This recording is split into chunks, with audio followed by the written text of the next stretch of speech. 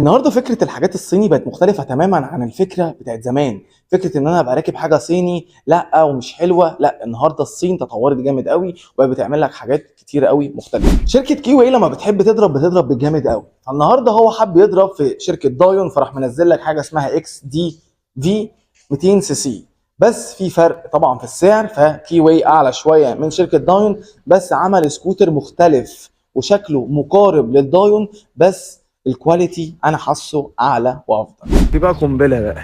بصوا هنا، هتلاقوا هنا ده مش التي اي دي في، لا، اللي هو بتاع دايون.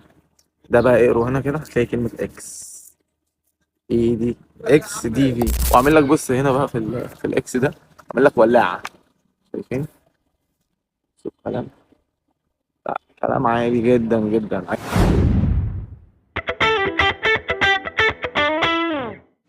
بصوا بقى الكلام